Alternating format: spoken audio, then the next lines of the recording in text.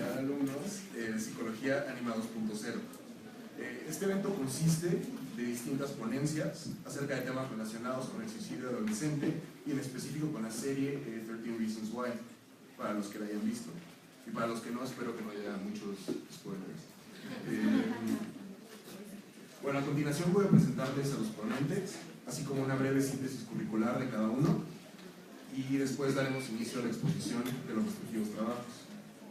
En primer lugar voy a presentar a Magdalena Jiménez, quien es licenciada en Psicología por la Universidad Iberoamericana y cuenta con un diplomado en Medición de la Pobreza y la Desigualdad en América Latina por la Asociación de Universidades Jesuitas en América Latina. Asimismo, se encuentra cursando un diplomado en Creación Literaria en la Escuela de Escritores del Estado de México, Juana de las Bajas. Ganó el premio Ceneval al desempeño de excelencia EGEL y ha realizado prácticas profesionales con adolescentes, entre otras poblaciones, en un proceso de reinserción social a través de actividades artísticas y deportivas. El día de hoy nos presenta un trabajo relacionado con el suicidio adolescente en México. Agradecemos su presencia.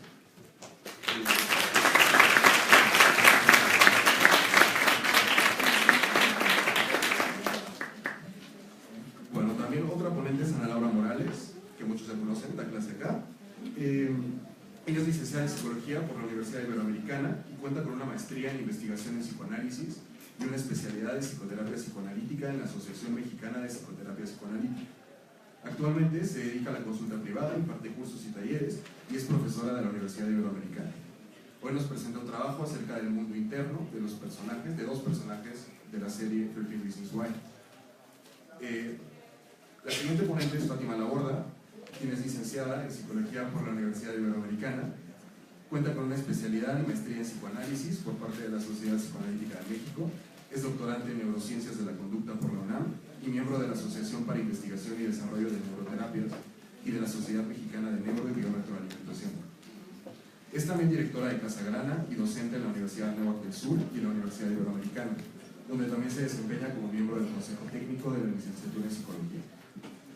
Además de esto, se dedica a dar conferencias en diversos congresos y a la consulta psicoterapéutica, psicoanalítica y de neurofeedback, así como a las evaluaciones psicopedagógicas, neuropsicológicas y psicodiagnósticas.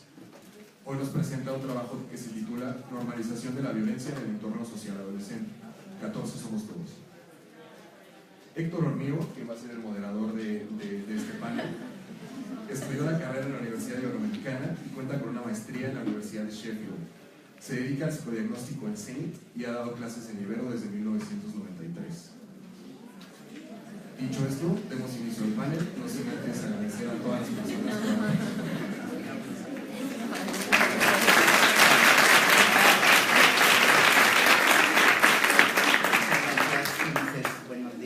Buenos días, queridos estudiantes, queridos compañeros, bienvenidos a este panel que tenemos mucho gusto en realizar en conjunto con la sociedad, con la flamante Sociedad de Alumnos de Psicología Anima 2.0 sobre esta serie de televisión. ¿Por qué diantres hacer un panel, una discusión sobre una serie de televisión? Pues justamente por eso, por el impacto social que alcanza en las personas de la edad a la cual se supone que va dirigida, a los más pequeños a los cuales no se les deja ver dicha serie y también a los papás de todos los anteriores. Entonces sí hay, justamente la serie nos pone en la mesa una serie de temas sobre los cuales hablar y que pues bueno, tenemos ahora a nuestras tres ponentes que se referirán a tres puntos de vista diferentes y al final tendremos una sesión de preguntas. Esperamos que pregunten muchísimas cosas y que discutan mucho y que argumenten. Vamos a intercalar algunas de las participaciones del público que está viéndonos en vivo por el enlace de la universidad y también por Facebook Live. Entonces vamos a intercalar ahí las preguntas. Entonces vamos a proceder a escuchar a Ana Laura Morales. Vamos a ir de lo particular a lo general. Entonces, bienvenida.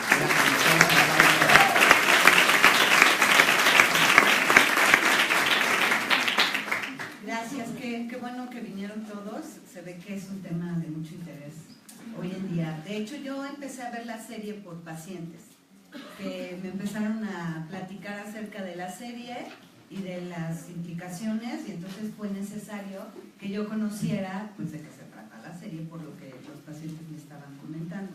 Entonces me di a la tarea de ver los capítulos y pues bueno, se nos invitó a comentarla y hacer este pequeño análisis que vamos a hacer. Me gustaría platicar, bueno, la serie está basada en un libro, y del autor un poquito. Es un estadounidense, tiene 42 años, nació en California y siempre fue como muy impulsado por su familia a estudiar artes, y él entró a la universidad justo en esta parte para escribe el libro que supuestamente está destinado a adultos jóvenes, que es un poco el tema que muchas personas cuestionan, si se deja ver a los adolescentes o no se deja ver la serie. No podemos prohibir que no se vea. El chiste es que sí está hecha para, al menos desde el punto de vista del autor, para adultos jóvenes. Y él, se supone que se le ocurrió lo de los cassettes porque estaba en un museo con un audioguía, y entonces se le hizo curioso que de repente estuviera escuchando la voz de una mujer que le estaba relatando exactamente lo que él estaba viendo, y como que de ahí sacó la idea para hacer el libro, pues. Y también supuestamente tomó eventos de su propia experiencia en la secundaria para escribir el libro, que tiene algunas diferencias con la serie, ¿ok? Que lo vamos a ir señalando. ¿Okay? Bueno, el nombre que le puse es Una mirada al mundo interno de Hannah y Clay, porque yo creo que ellos dos son los personajes principales, entonces hay que considerarlos como un espejo. De hecho, así están, ahorita muchas de las fotos las vamos a ver así. Y bueno, esto lo saqué del libro, así viene, una caja, 13 caras de cassette, y yo le puse el signo de interrogación.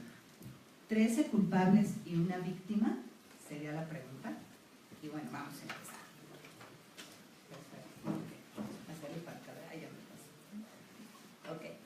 Bueno, entonces, ¿por qué ha provocado tanta polémica esta serie? Como que todo el mundo habla de ella, que, bueno, se han escrito en Facebook, encontramos todo lo que queramos ver acerca de si la prohíben o la prohíben. Los psicólogos prohíben la serie, los padres, ya salió incluso una noticia de que un adolescente en Perú hizo lo mismo, y entonces que esta serie nada más está provocando que los adolescentes puedan de alguna manera tomarlo como ejemplo y suicidarse, ¿ok? Entonces yo creo que una de las cosas es que sí, eso es paradójico porque conocemos el final. O sea, desde que empezamos a ver la serie sabemos que Hannah se muere, se suicida. O sea, ese ya lo sabemos, pero todo el tiempo estamos interesados por saber por qué Hannah se muere. Entonces, una de las cosas que me llamó mucho la atención es que, bueno, yo soy psicoanalista, entonces desde el punto de vista de los impulsos, es como que Thanatos, el impulso de muerte, está presente en toda la serie. Todo el tiempo se está hablando de la agresión y de la muerte. Y eventualmente, claro que escuchamos eros o impulsos libidinales que tienen que ver con el proceso adolescente, que no podríamos ver la serie si todo fuera muerte. Sería demasiado impactante para nosotros que todo fuera exclusivamente eros, ¿ok? Entonces, tenemos aquí 12 personajes y una víctima. La pregunta es ¿realmente es una víctima y son 12 personas las causantes de la muerte de Hannah? Es como esta pregunta, bueno, yo fue la pregunta que me hice todo el tiempo. Incluso algunas pacientes me preguntaban, ¿ya la viste? ¿Y tú qué opinas? ¿Y si valía o sea, que por eso que le pasaba se matará? Entonces, vamos a ir tratando de contestar estas preguntas.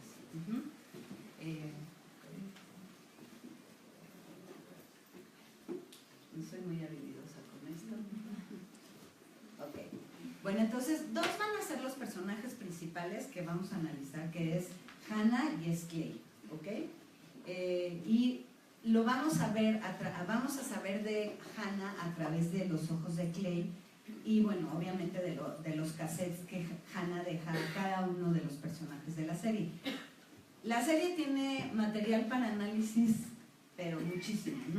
O sea, cada personaje podría ser analizado, pero no nos da el tiempo para hacerlo. Entonces yo específicamente me centro en estos dos personajes, que es Hannah y es Clay, ¿ok? Por edad vamos a suponemos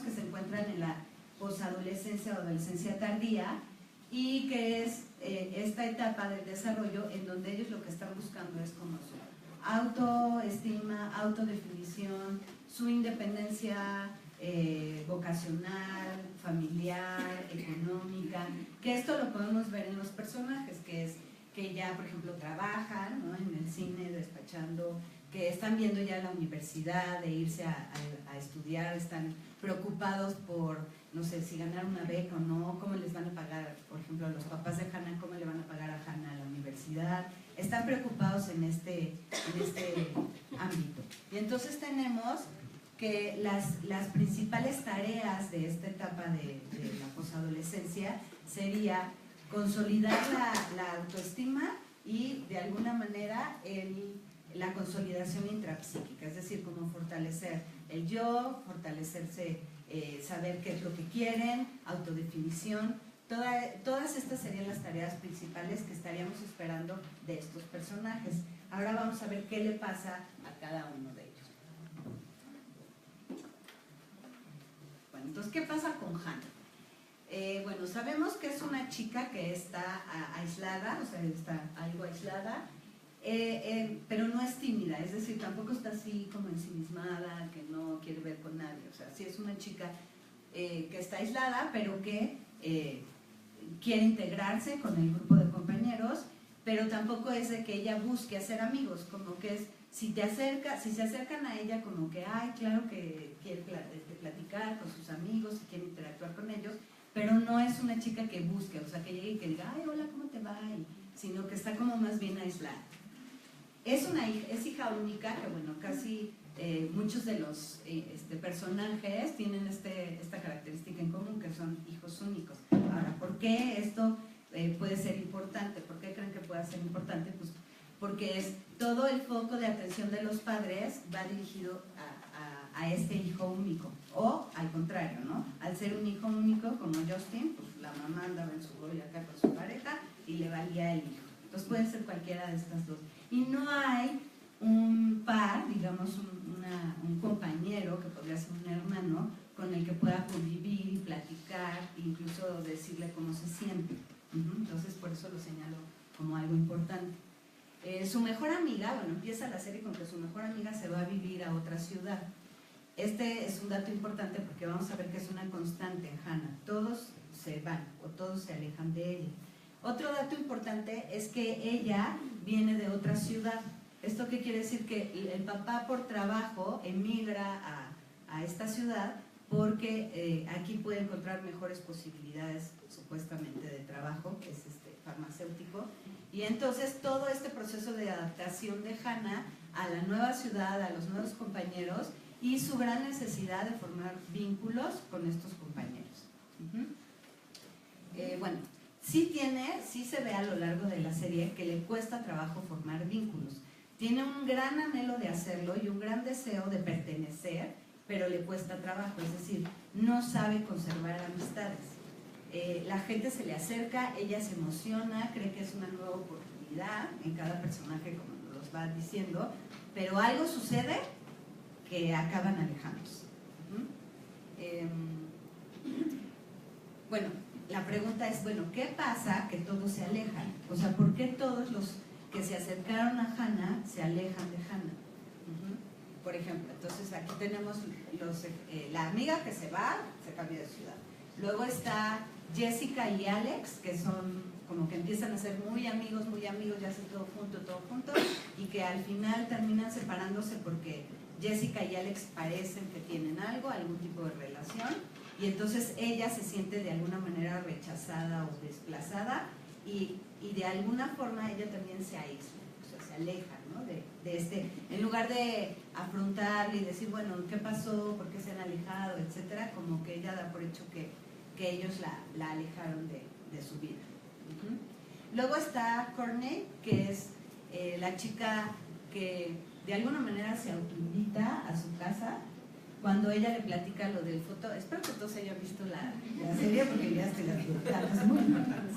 Okay. Cuando le platica del fotógrafo acosador, ¿no? Como toda esta parte de, no, pues sí, vamos a buscarlo, vamos, invítame a tu casa y pido permiso para quedarme a dormir, ¿no? Como que ella solita se autoinvita. Entonces, otra vez se acerca a alguien a ella para querer formar un vínculo, ella está muy feliz, los papás también están felices de que lleve a alguien a su casa, pero entonces, ¿qué pasa?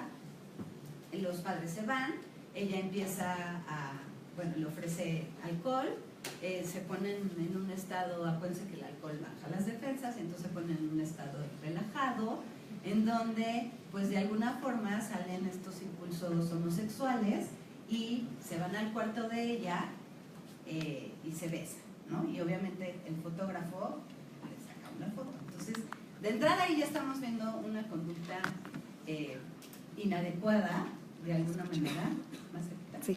En el sentido de que si ya sabías que hay alguien que te está acosando y te está sacando fotos, si vas a tu cuarto, ¿qué haces? Cierras las ventanas, ¿no?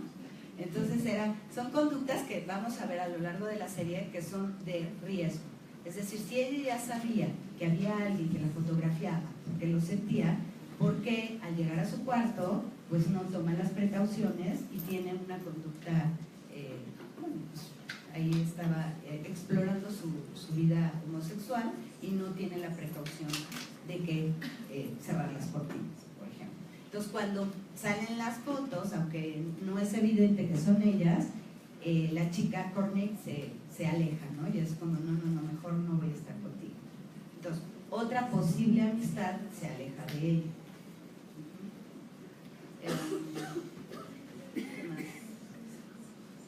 Otra, bueno, aunque no, realmente no fue su amiga, Cherry, creo que se llama, la porrista.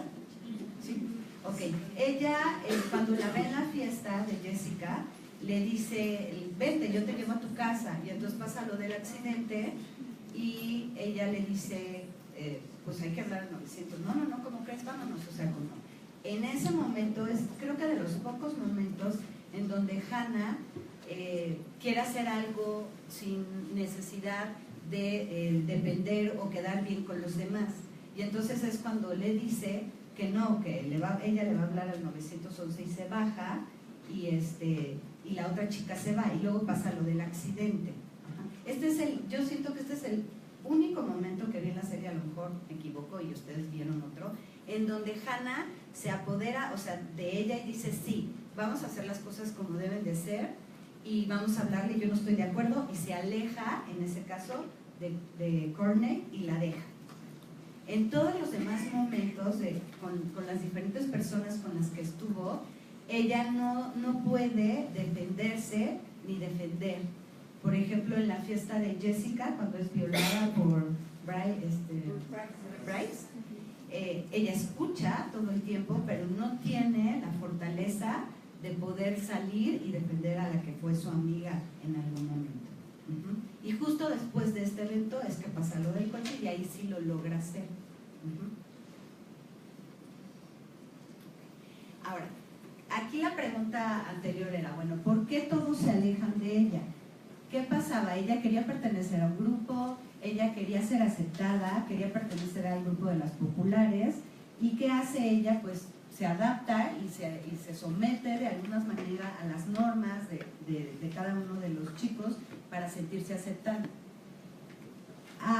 Incluso, por ejemplo, el papá, en la fiesta de graduación, ella le pide llevar el coche porque las amigas le están diciendo, ay, ¿cómo nos vamos a ir? No sé qué. Y el papá le compra un coche para que vaya, o sea, con las amigas a la fiesta de graduación.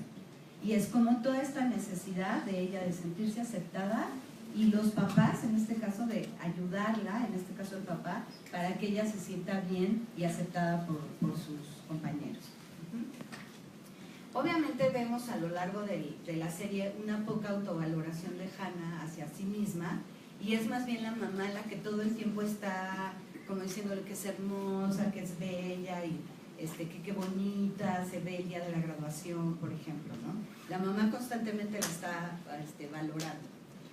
Lo que decía de busca pertenecer, la falta de autocuidado es esto que les decía, como se pone en situaciones de riesgo en donde sabe que algo puede pasar. Esta cosa de la chica de la fotografía es uno de los ejemplos, y otro de los ejemplos importantes es cuando va a casa de Rice y a la fiesta sabiendo de qué era capaz ese chico, y sabiendo que ahí había alcohol, drogas, no había papás, no había autoridad, y entonces aún así acaba de pasar de que perdió el dinero, va caminando y casualmente, yo creo en el inconsciente, entonces casualidades, llega a la casa de este muchacho, se mete, la invitan al jacuzzi y pues ella accede. Esta es una conducta de riesgo. ¿Por qué es una conducta de riesgo? Porque ella ya sabía que en esa fiesta hay alcohol, hay drogas, que el cuate viola, que hay como que está descarrilado, digamos, ¿no? Los impulsos a su máxima expresión, y ella no se cuidó. Es decir, no estoy diciendo que la tenían que haber violado, no. Lo que estoy señalando es que su conducta fue una conducta de riesgo y se fue a una situación en donde terminó siendo violada. Y no pudo hacer nada, tampoco se pudo defender. Creo también que su juicio, en ese sentido, su juicio de realidad en muchas ocasiones se ve afectado precisamente por eso, porque no puede prever las situaciones de riesgo y cuidarse en relación a eso. Y entonces, ¿qué pasaba? Pues era abusada, intimidada, violada. Ahora, ¿qué pasa con la familia? Porque supuestamente, Maca nos va a hablar del suicidio, pero supuestamente para que alguien tome la decisión de suicidarse son muchos factores, no nada más es uno, que es, ella tenía varios, que era que se sentía sola, se sentía aislada, tenía dificultad para formar vínculos, quería formarlos pero no podía, se sentía rechazada, había problemas económicos en la familia, pero tampoco tan terribles como para que se fueran a quedar en la calle, por ejemplo, no estaba tan terrible. Y una de las cosas muy importantes es que se viva en una familia donde haya mucho caos, caótica, en una familia desorganizada. Sin embargo, la serie nunca nos muestra una familia así, al contrario. Si nosotros lo percibimos desde fuera, vemos a una mamá preocupada por la hija, que la valora mucho, le dan permisos, no son rígidos con ella, sí le ponen normas, pero tampoco son normas estrictas o rígidas, hay flexibilidad. Pierde el dinero y obviamente los papás, como cualquier papá, pues la regañan. El papá también, por ejemplo, la noche de graduación, pues le compra el coche y la deja que lleguen a determinada hora. Es decir, aparentemente, o sea, desde afuera, desde lo que nos dejan ver a los espectadores, la familia era una familia norteamericana de clase media, preocupada por el dinero, la universidad de la hija, pero sin mayores conflictos. De hecho, si vemos a Hannah también desde esta perspectiva, pues, ¿qué es lo que dice el consejero al final? Es, pues si tienes amigas, pues, o sea, ella no se veía desde fuera como una persona que fuera rara, ¿no? Como muy aislada, que no se llevara con nadie, que no hablara con nadie, que todo el tiempo estuviera leyendo libros o cosas así. Se veía una persona que convivía con otras personas. Entonces, tanto para los padres como para los maestros, Hannah era una adolescente común y corriente, o sea, no era una persona que tuviese mayores conflictos. Y eso eso es peligroso. Ya me está diciendo que no. Ok. Bueno, faltan datos que nos dijeran de la familia. Yo una de las cosas que noté mucho es, no es que sean 13 culpables y una víctima. Yo creo que a lo que Hannah le faltó es un locus de control interno. ¿Esto qué quiere decir? ¿qué hacía ella? ¿Cuál era su participación para que cada uno de los personajes le hiciera o ella permitiera que le hicieran eso, que fuera abuso que tuviera ese tipo de abuso? ¿Ok? Entonces, hay una falta de juicio de realidad por parte de ella y que le dijera que no era conveniente que se siguiera relacionando con esas personas.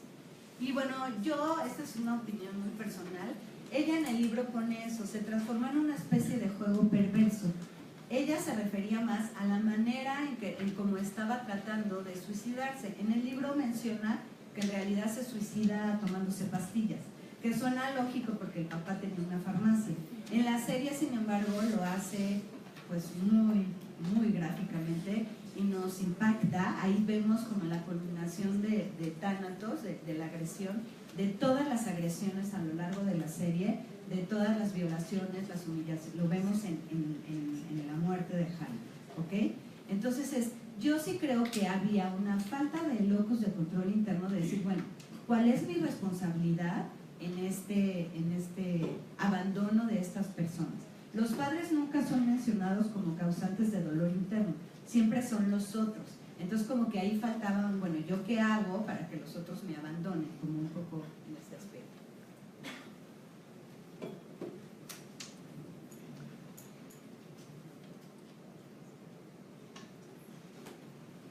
Bueno, lo que vemos es los sentimientos de soledad y vacío de Hannah, de abandono, de rechazo, que es lo que la llevaría, lo que decía hace rato, a que ella tomara la decisión de suicidarse. Se sentía rechazada. Todo esto es algo que viven adolescentes que tienen algunos conflictos y adolescentes comunes y corrientes. Es decir, todos los adolescentes en algún momento, incluso ustedes mismas y yo, nos sentimos así. Pero adolescentes que se encuentran en una situación de conflicto sí podrían sentirse identificadas con este personaje y ver que, de hecho yo eso vi con mis pacientes, como se sentían identificadas con lo que ella sentía, más no con el miedo a llegar al suicidio. O sea, sí han pensado en algún momento en quitarse la vida, pero no por quitarse la vida, sino por no tener más sufrimiento, ¿ok? Y en eso se identifican mucho con la protagonista.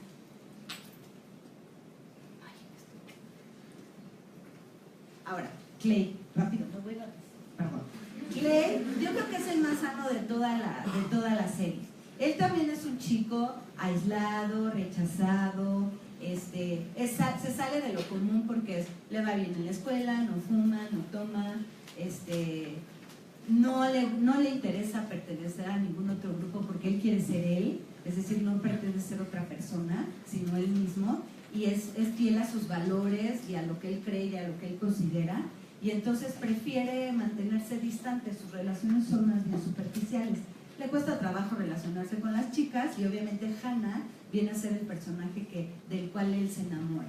Y le cuesta, en eso ellos coinciden. Los dos tienen muchas cosas en común, y entonces la pregunta es ¿por qué Hannah toma la decisión de suicidarse y Clay no? De hecho, si lo viéramos, Clay se ve más desadaptado que Hannah en la serie. La mamá está más preocupada por él que la mamá de Hannah, por ejemplo, ¿no? Se ve que en algún momento él tomó antidepresivos y la mamá también está preocupada porque no convendría que tomaras por la muerte del amigo que le daba clases él, que se muere en el choque, y lo de Hannah. Y entonces la mamá está preocupada, el papá no tanto, pero la mamá sí está muy pendiente, que nos habla de una familia pues de alguna manera unida y preocupada en este caso por la salud mental del hijo, que es el que se ve más como inseguro, ¿no? Aislado, etc. Ok, bueno, esto ya lo dije, de la familia de Clay. Y bueno, esto que tenían en común.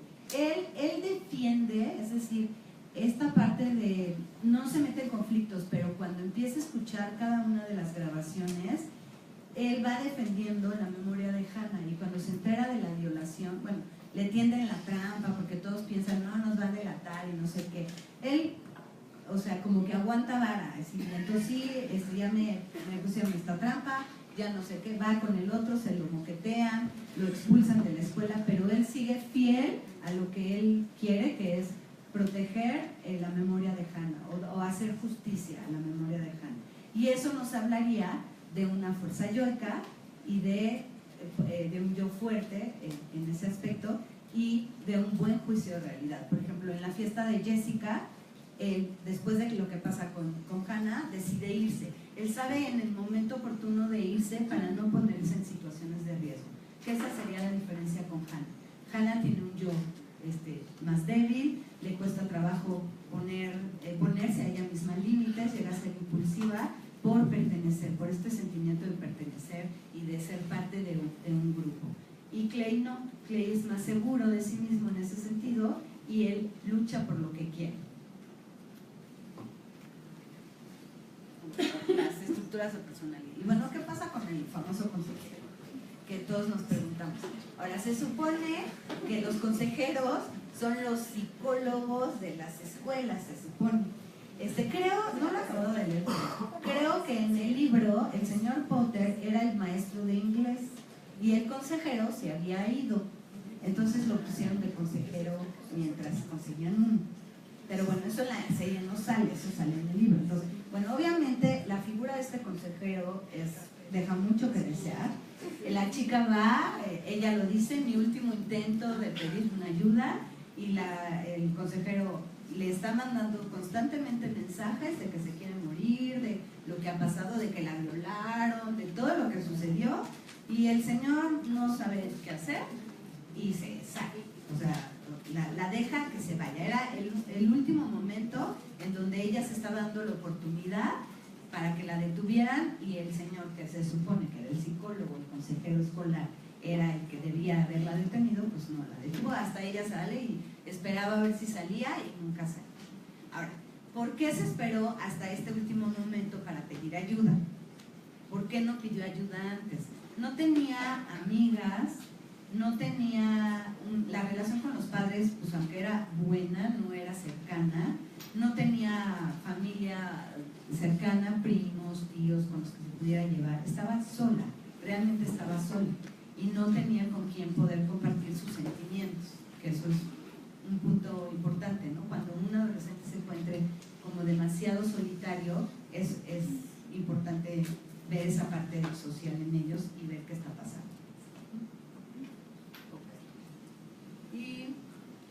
Y bueno, ¿qué pasa con esto? Sí, hay adolescentes en situaciones de riesgo que sí puede, a lo mejor no para que se maten, pero sí les puede remover mucho. Yo tuve 2 pacientes que sí la serie les movió muchísimo, pero igual encuentras otros adolescentes con una personalidad más fuerte, menos vulnerables, que incluso critican la actitud de, ay, pero ¿por qué se me iba a matar por eso? ¿No? O sea, como que tampoco era tan...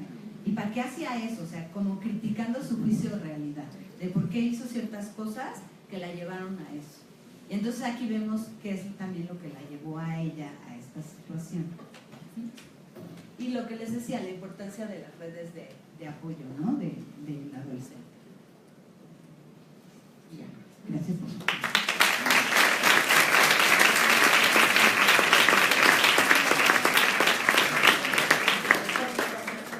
Gracias, Ana Laura. Entonces ahora vamos a seguir con la maestra Fátima Laborde. Me duele todo la ocasión. Hola, buen día. Muchas gracias a todos los que nos acompañan de manera presencial y a todos los que vía remota también están con nosotros. Yo en esta ocasión me gustaría utilizar una metáfora de un teatro, prender un reflector. No quiere decir que se trate únicamente o que sea la única explicación la que voy a plantear a propósito del fenómeno que estamos analizando, sino de que dentro de las muchas cosas que ocurren en la serie, una de ellas tiene que ver con el contexto social en el que viven los adolescentes, que ahí nos plantean, y que me parece que puede permitirse para la reflexión del contexto social en el que viven nuestros adolescentes con los que convivimos cotidianamente, incluso nosotros mismos. Entonces, a propósito de pretextos que van dando cada uno de los personajes, yo quisiera irlos llevando hacia cuestionarnos ciertas conductas normalizadas que tienen un trasfondo implicado con la violencia y que, pues bueno, ya como nos explicó con mucha claridad Ana Laura, en algunos casos, bajo algunas circunstancias, pueden dar lugar a que se detonen sintomatologías o padecimientos que estén más latentes o en riesgo de ser manifestados. Entonces, quisiera empezar puntualizando una definición de violencia que nos sirva para contextualizar lo que vamos a hablar el día de hoy. Y en esta conferencia hablaremos de violencia al referirnos a interacciones que busquen de forma intencional dañar a otro. Y esto implicando una limitación de sus potencialidades, ya sea en el presente o en el futuro. Aquí algo que es muy importante y que me gustaría que tuviéramos en mente es que la violencia no solo se ejerce mediante acciones, sino que también la violencia se ejerce con inacciones. Es decir, dejar de hacer también puede ser un acto de violencia.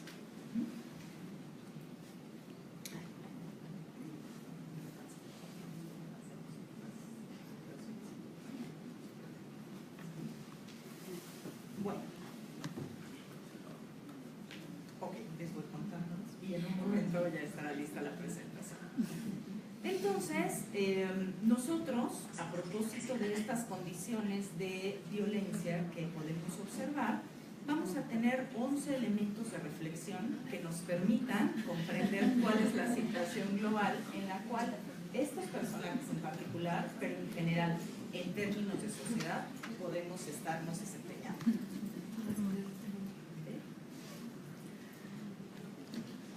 Bueno, la primera hacia la cual me gustaría que volteáramos a ver tiene que ver con esta postura que muchas veces tenemos socialmente de dejar pasar, ¿no? Es decir, pues así son las cosas, así nos llevamos entre los jóvenes, es una explicación muy recurrente cuando se señala un comportamiento agresivo en un grupo de adolescentes, ¿no? Y entonces ante la autoridad que lo señala, la respuesta suele ser no hay ningún problema, no nos estamos peleando, así nos llevamos nosotros, todos estamos de acuerdo.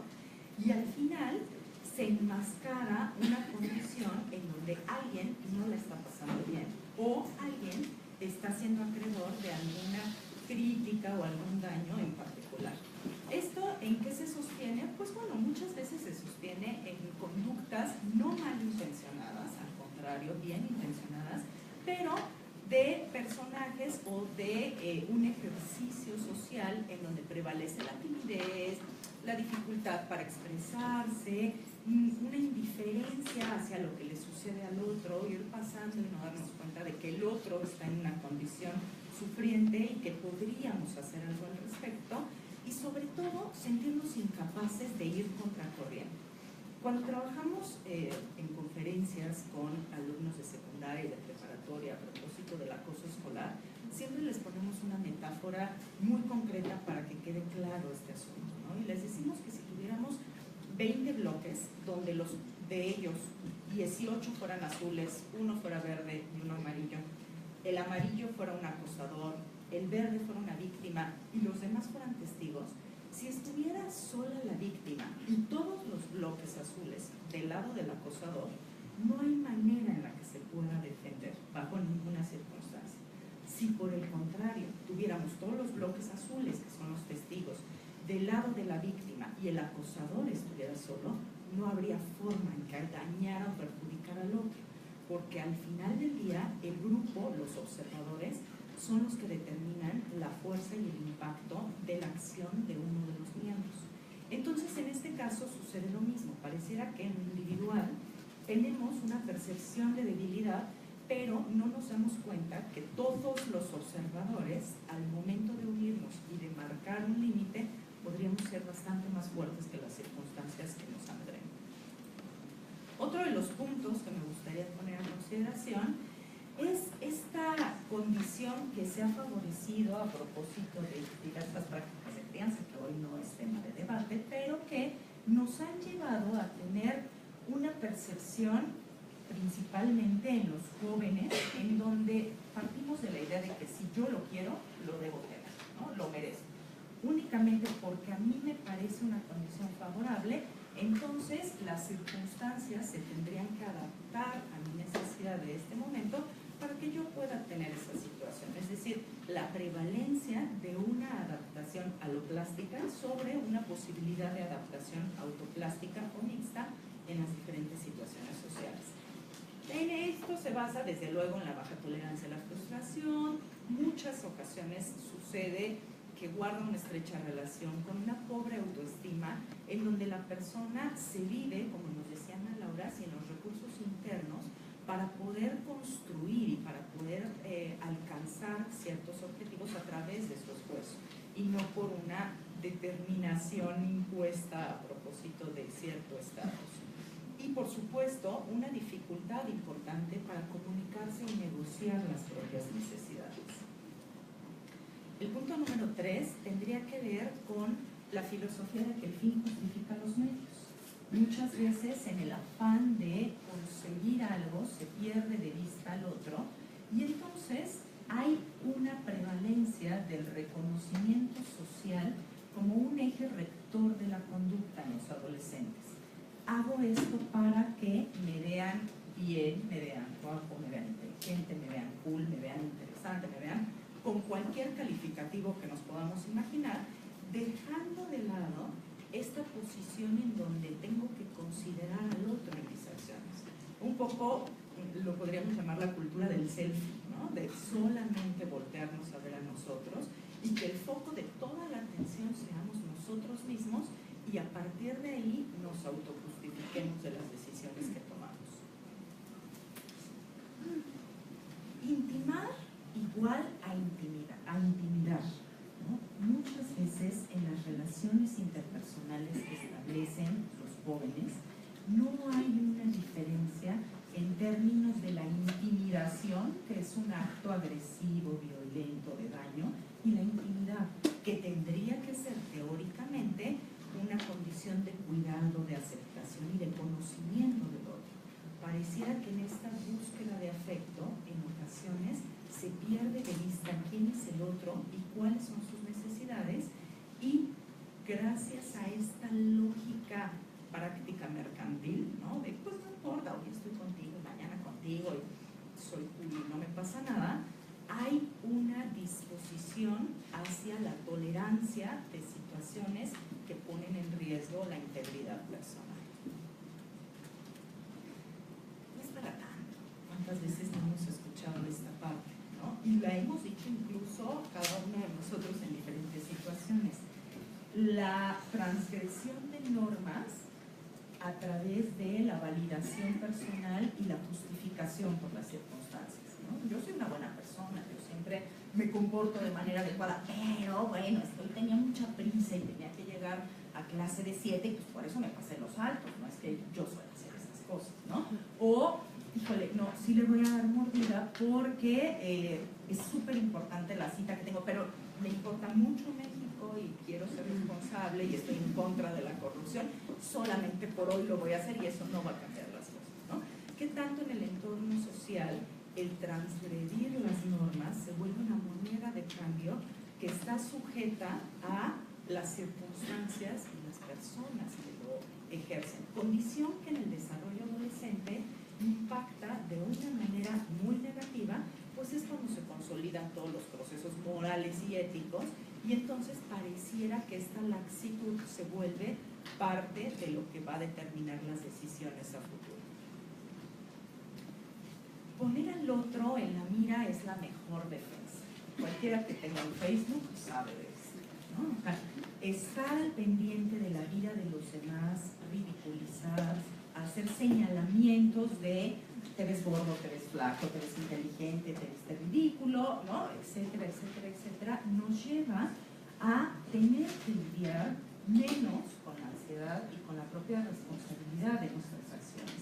Y dejando al otro en el escenario, podemos quedar a salvo. El problema es que esto se favorezca en términos de el poco reconocimiento a la autoobservación. En el desarrollo adolescente, los jóvenes necesitan voltear a verse para responder a la pregunta ¿quién soy yo? Si el foco está en nosotros porque es muy amenazante y es peligroso porque me hace vulnerable, voltear a verme a mí de una manera profunda, no desde la parte superficial de la selfie, sino de una condición real en donde se integren los aspectos positivos con los negativos, entonces estaremos promoviendo unas condiciones en donde las relaciones interpersonales se basan en la cosificación. Y entonces ya el otro no es un otro completo con el cual me relaciono, sino el otro es un aspecto de sí que me sirve para lograr un fin.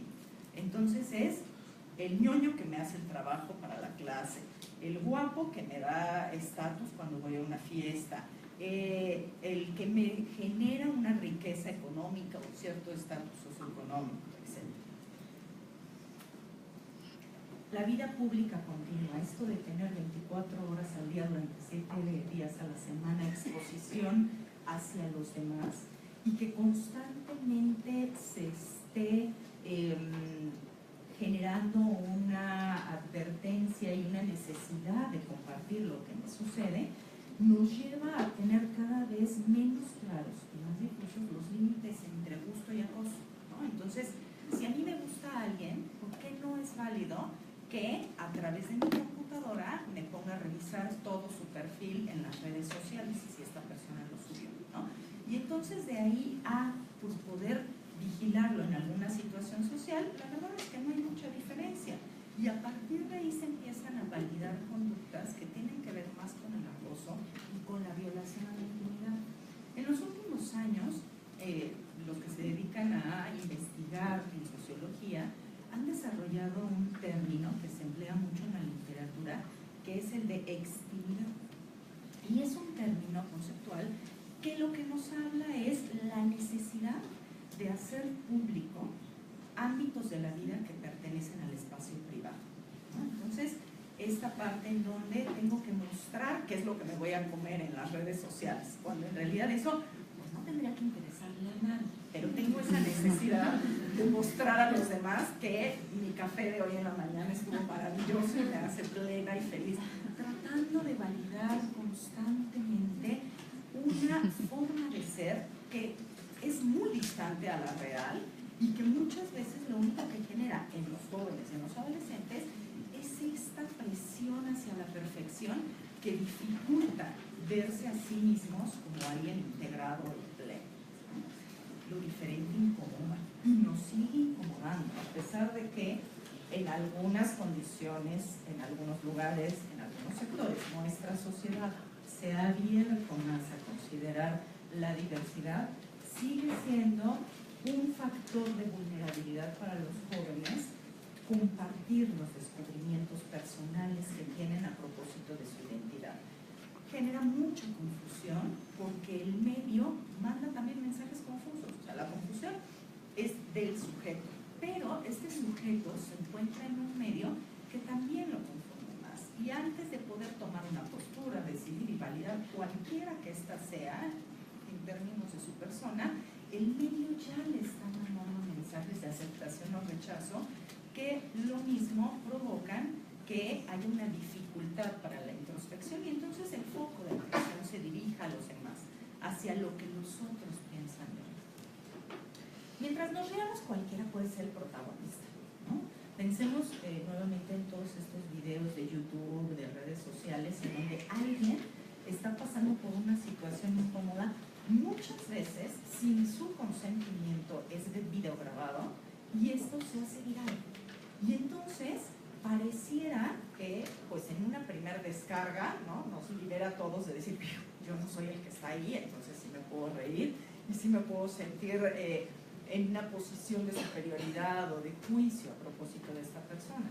Pero quienes son los protagonistas de estas historias, que puede ser cualquiera, no han decidido estar ahí y no necesariamente tienen la fortaleza yoica como para tolerar que esto ocurra y como para lidiar con esta condición y poder poner un límite saludable al respecto.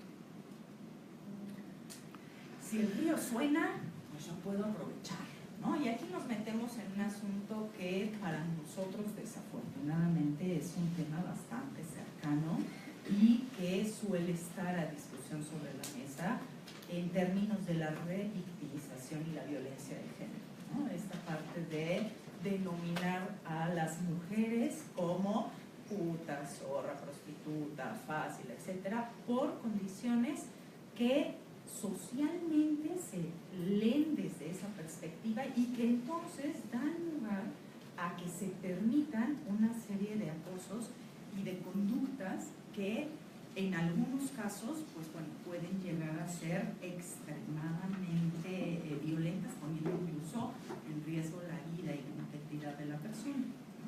Hay una condición de deshumanización en todos estos procesos que va muy de la mano con lo que hablábamos de las relaciones superficiales y de la cosificación del otro. Y bueno, llevado al extremo, ¿no? Esta parte de pues sí, no es porque quería que esto pasara, ¿no?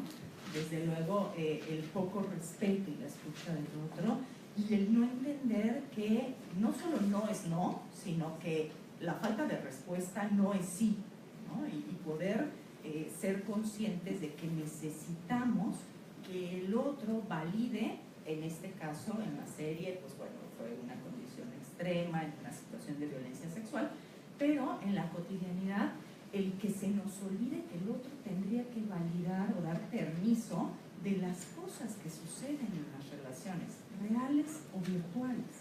¿Cuántas veces no hemos publicado fotos de personas que nunca nos han dicho si quieren ser publicadas y expuestas, ¿no? O cuántas veces no hemos divulgado información que no nos pertenece y que puede en algún momento ser una piedra más que desencadene un proceso negativo en alguna persona. Y bueno, por supuesto no lo podíamos dejar pasar, ¿no? Y desde ahí la reflexión a propósito de nuestro quehacer profesional. Muchas veces estamos saturados, muchas veces buscamos la eficiencia, pero bajo los argumentos de no tengo tiempo o no me corresponde, esto es un ámbito escolar, no clínico, yo no tendría por qué hacer una intervención tan profunda, o incluso la institución me pide que no me meta yo en esas complicaciones, pues dejamos pasar señales, somos negligentes, ejerciendo una pobre escucha del otro, al tener una dificultad humana, pero que en nuestro caso la obligatoriedad nos lleva a trabajarla y a hacernos cargo de ella, de no estar en contacto con el sufrimiento del otro constantemente, ¿no? Aquí pues entra toda la parte de prejuicios y de juicios de valor que se hacen a propósito de las personas cuando las escuchamos, y que a mí me parece que estos foros nos dan la oportunidad de cuestionarnos al respecto. Entonces, pues un poco a manera de conclusión de mi participación, y ahora abriremos el debate para todos, quisiera hablar acerca de que pues en la era de la comunicación hemos dejado de hablar, hemos dejado de escuchar y hemos dejado a los demás a un lado.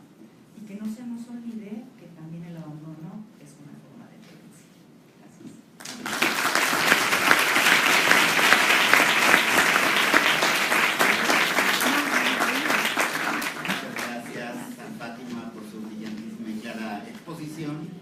Ahora continuaremos con Macarena Jiménez de Un Lado Más Social.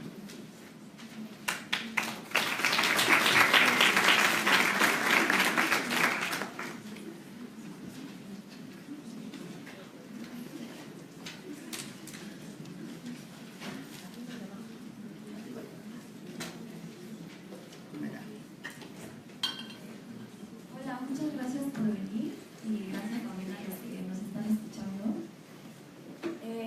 Yo cuando vi la serie lo primero que pensé fue una vez en una de mis prácticas aquí en Ibero con adolescentes. Estábamos haciendo la dinámica de presentación y entonces tenían que decir ellos algo que quisieran hacer antes de cumplir 18 años, y una de las adolescentes dijo, pues yo suicidarme. Entonces las otras pasantes y yo nos quedamos paralizadas, o sea, no sabíamos qué contestar, y la psicóloga que era la encargada le dijo, tiene que ser algo relacionado con la vida. Y lo que ella contestó fue, pues entonces me quiero embarazar, ¿qué más vida? ¿Qué más vida quieres que el otro extremo, no? Entonces yo quiero tener un bebé. Y yo cuando estaba viendo la serie, lo que yo pensaba todo el tiempo, lo que yo me preguntaba era si esta adolescente vio la serie, en qué estaba pensando, ¿no? O sea, si ella ya estaba viendo que, bueno, pensaba que no tenía otra opción más allá del suicidio, si lo iba si un adolescente que tiene estos pensamientos ve esta serie, ¿qué es lo que va a causar en ella, ¿no? Y es por eso que yo quise esta vez hablar sobre cómo estamos en tema de investigar el suicidio en México.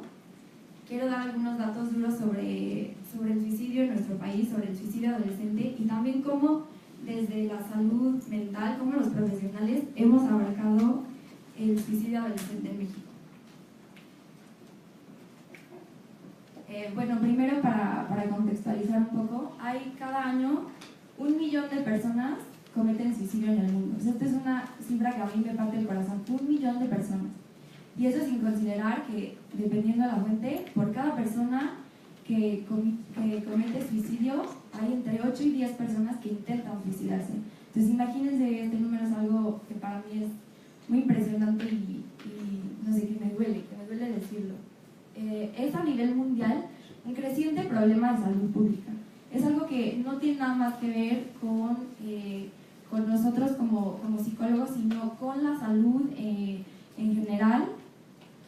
Y que muchas veces yo he escuchado que dicen, no, es que, por ejemplo, ahora con la serie, es que en Estados Unidos pasa mucho más que aquí, ¿no? Como si tuviéramos que estar compitiendo en dónde pasa más o dónde pasa menos, cuando la realidad es que en México es un problema igual de grave y que tristemente está impactando cada vez más a la población joven.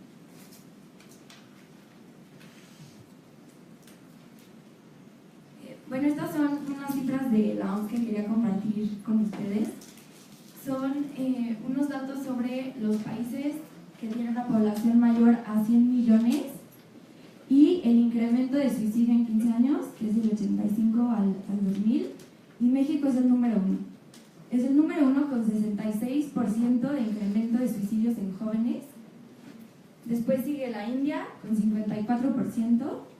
Después está Brasil con 13% y después Rusia con 5%.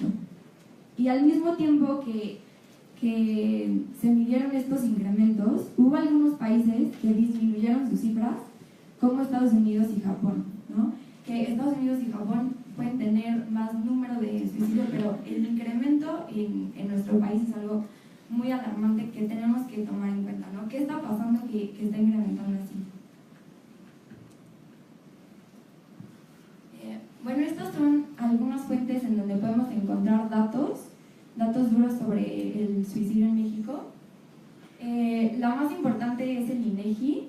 En el INEGI podemos encontrar información desde sexo, ocupación, nivel educativo, edad, etc. La segunda son las actas del Ministerio Público, en donde se pueden encontrar suicidios e intentos de suicidio. Hasta el 2005 fue cuando ellos se encargaban de registrar esto. La tercera es el Instituto Nacional de Salud Pública, en la página donde se pueden encontrar desde datos hasta diferentes programas que se implementan hoy en día. Y la tercera, aquí en la Ciudad de México, y algo que me llamó mucho la atención, es la Procuraduría General de Justicia, en donde en el acta de actos delictivos podemos encontrar los datos sobre intentos de suicidio, lo cual a mí me lleva a pensar en cómo estamos y desde dónde estamos viendo el suicidio en México, que esto, si bien no es psicológico, creo yo que nos puede dar como una perspectiva desde dónde lo estamos viendo, desde dónde lo estamos midiendo, desde dónde lo estamos abordando, ¿no? Es a nivel nacional. Y bueno, esta es una gráfica que muestra el incremento de suicidio en México desde el 2005 hasta el 2014. En el 2005, 4.313 suicidios en México, y va incrementando. En el 2014, 6.337 suicidios. Y solo pensar en esto a mí, o sea, se me pone la piel chinita. O sea, 100 veces las personas que estamos aquí cometieron suicidio en el 2014. O sea, que es algo muy fuerte.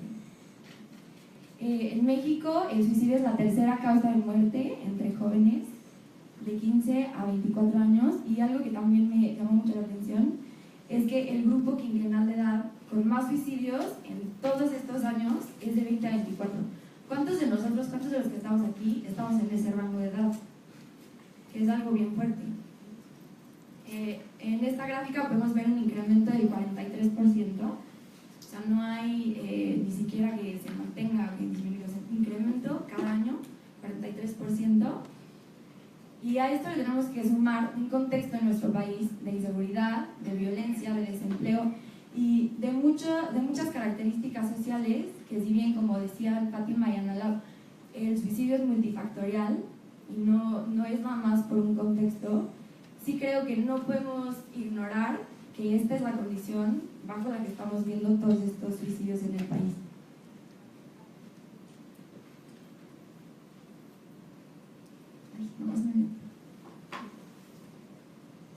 Bueno, la última cifra que podemos encontrar en el INEGI no es la del 2016, todavía no está, es la del 2015 y son 6.425. Y bueno, no sé si son muchos números los que digo. Creo que a veces cuando hablamos de números es muy fácil no ponerles caras o no ponerles vidas. Y creo que eso es algo que tenemos que aprender a hacer, ¿no? O sea, que no estamos hablando nada más de una cifra, ¿no? Estamos hablando de 6.000 y tantas Hannah Baker y que tenemos que darle la importancia que eso se merece. Pensando en esto, la OMS planeó una estrategia en donde los países tenían que proponer un programa de prevención de suicidio. Entonces en México tenemos que es el programa de acción específico de atención psiquiátrica que abarca del 2013 al 2018 y que se encarga de prevenir, educar y dar atención en crisis a la población que esté en riesgo.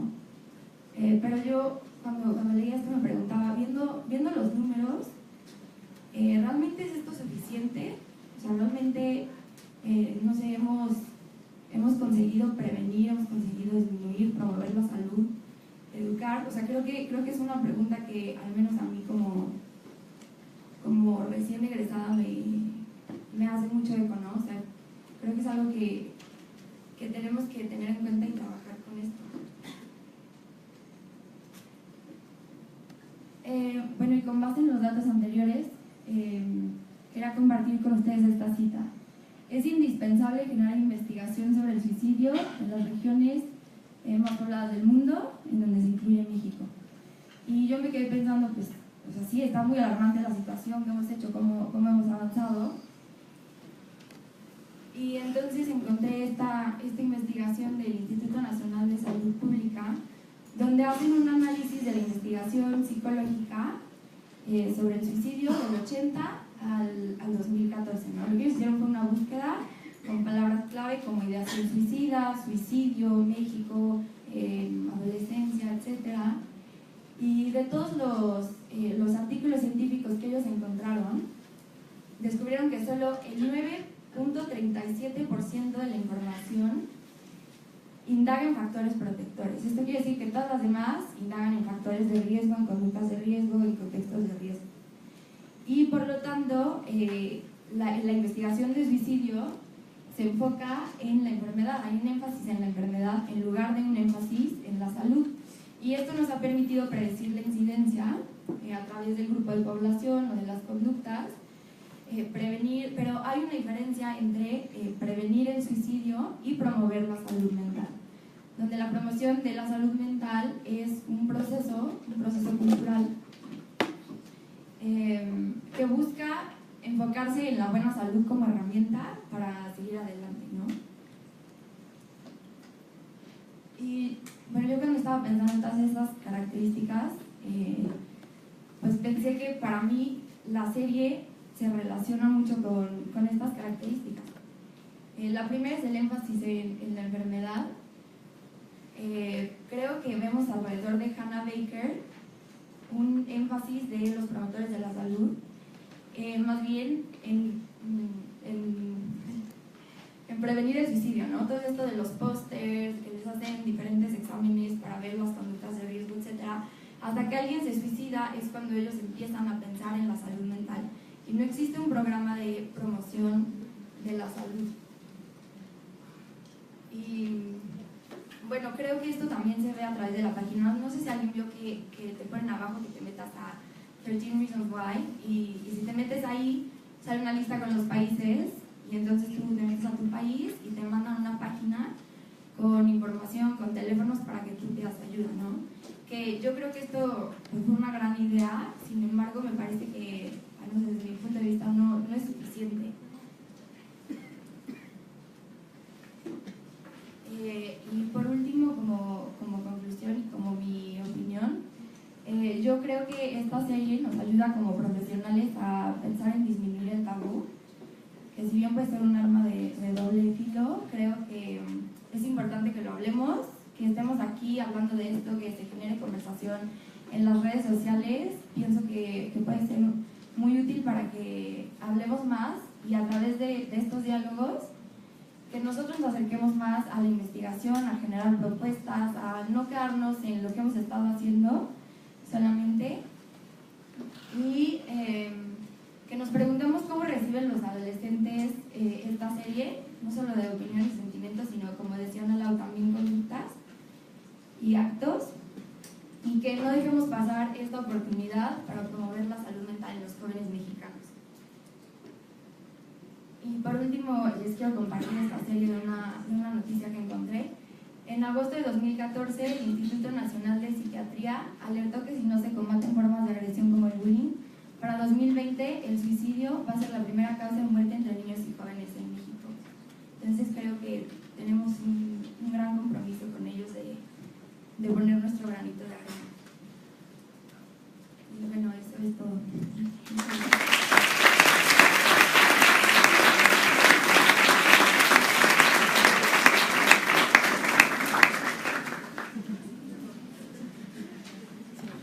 Muchas gracias, Macarena, por tu exposición que nos enmarca todavía más en lo que está pasando en nuestro país. Vamos a pasar ahora a la ronda de preguntas. Pensamos en hacer este panel aquí en la Ibero, justamente porque creemos que tenemos aquí muchos estudiosos de la psicología que están aquí congregados para discutir sobre esta serie y, por qué no decirlo, han transitado recientemente por esta edad.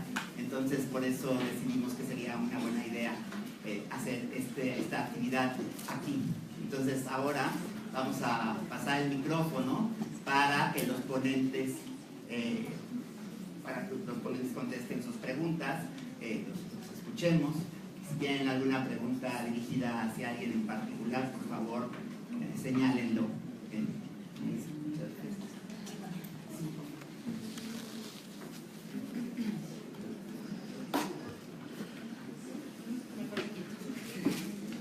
Muchas gracias. ¿Quién dijo yo?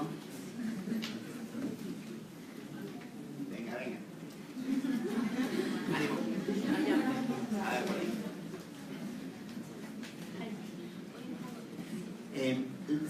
Sí lo vamos a hacer con el micrófono, porque acuérdense que estamos transmitiendo en vivo. Entonces, para que se siga, para que los que nos están siguiendo sigan todo el hilo de la conversación. Por favor. Hola. Hola. Bueno, creo que algo que nos han enseñado mucho sobre el suicidio es que tiene como este riesgo de ser como mistificado, de ser como hacerlo más romántico y así, que uno de los riesgos que tiene esta serie es que justo hace eso, que hace que la idea que hace Hannah de suicidarse sea como algo atractivo o algo así. Pero personalmente, yo fui a una conferencia hace como 2 semestres que decía una cosa muy peligrosa del suicidio es que como es un tema tabú, entonces no se habla, y que permanezca como un misterio, que permanezca como algo en la sombra, es igual de peligroso. Entonces, como que una de las discusiones que se hace con esta serie es justo eso, que lo muestran demasiado, que hablan demasiado claramente, demasiado gráfico, que son demasiados detalles y que pueden dar ideas. Pero entonces mi pregunta es, ¿qué acaba siendo más peligroso? ¿No hablar suficiente de esto o hablar de más de esto? O sea, clarificar las cosas y demostrar cómo es, o decir, no, es que se murió, o es que algo pasó. ¿Cuál de las dos cosas resulta más peligrosa? pues obviamente no hablarlo. O sea, sí es mucho más importante que se hable de esto y la serie da la pauta para que esto se dé, es decir, nos abrió la puerta para que todos hablemos del suicidio en los adolescentes. Entonces, no hay que prohibir la serie, hay que ver la serie maestros, padres, con los hijos, aun cuando sean pequeños, porque estamos hablando de adolescentes de 13, 12 años que la quieren ver y los papás están asustados. Como que tienen miedo de esto que tú dices, ¿no? De que vayan a sacar ideas, de que lo pusieron muy romántico y se quieran suicidar en cualquier momento, cualquier situación pequeñita de problema. Entonces, la invitación es, todos debemos ver la serie, los que nos dedicamos a la salud mental y trabajamos con jóvenes, los padres deben ver la serie y hablar con sus hijos de qué opinan de cada uno de los personajes. Como acabar un capítulo de la serie y todos se quedan, porque así me pasaba, ¿no? La veíamos mi esposo y yo nos quedamos. ¿Otro capítulo? Bueno. Pero entonces no se habla, es decir, como, bueno, ¿qué opinas tú? ¿Qué piensas de esto? ¿Tú qué hubieras hecho? Sobre todo eso, ¿no? Tú en lugar de Hannah, ¿qué hubieras hecho? O sea, como enriquecer esta parte de Hannah se vio encerrada por su situación, pero tú, ¿qué podrías hacer? Tú sí, ¿qué podrías hacer? ¿O cómo lo hubieras solucionado tú? Entonces yo creo que sí hay que hablar y hablar como en el duelo, ¿no? Hay que hablarlo y hay que elaborarlo, hay que hablar y hay que elaborar todo el tema del suicidio.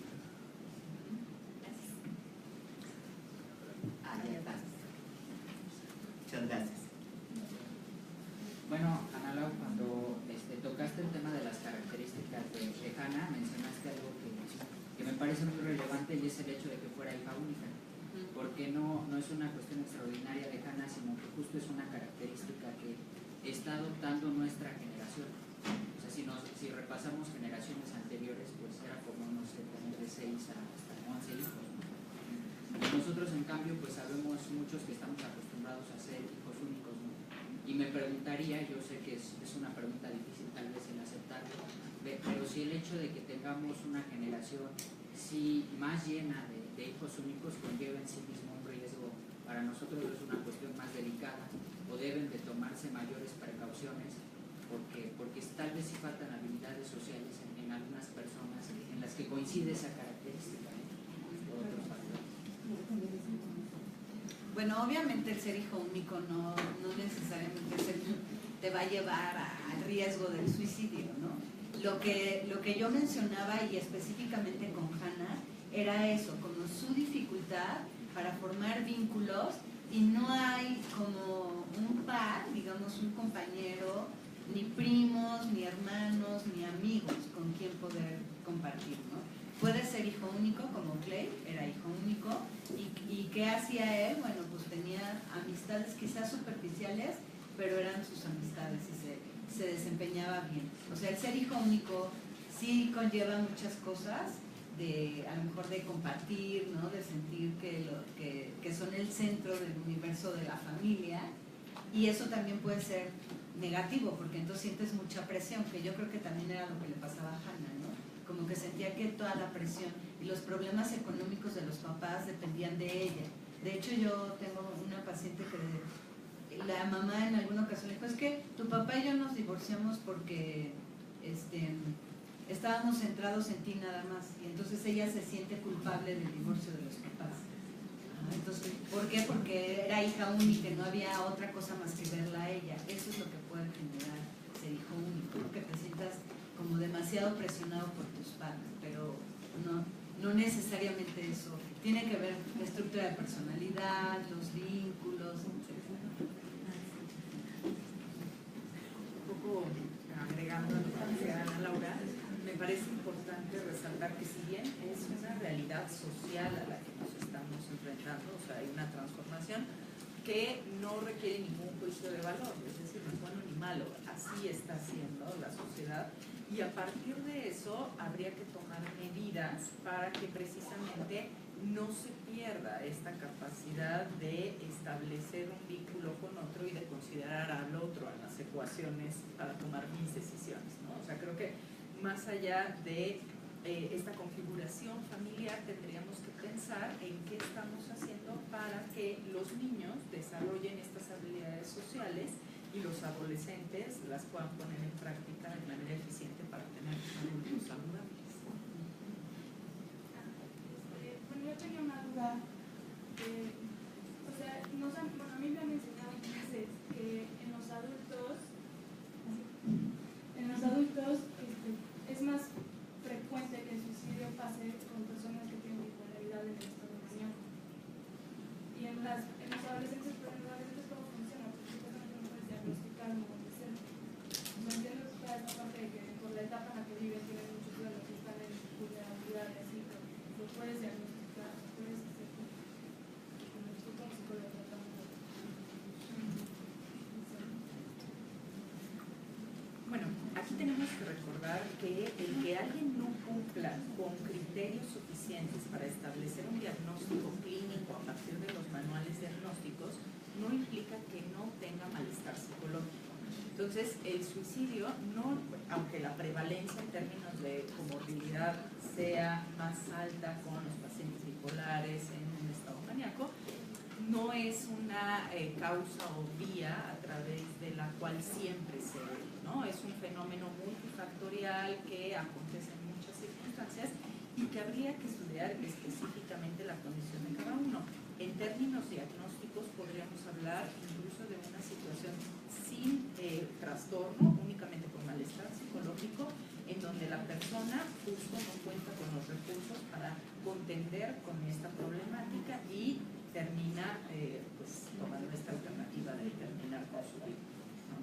En los adolescentes, por supuesto que en muchas ocasiones no se pueden establecer los diagnósticos clínicos del DSM, pero sí se puede establecer dentro de los diagnósticos la depresión, por supuesto, los trastornos depresivos y también trastornos que tengan que ver con la personalidad en condiciones de manifestación temprana.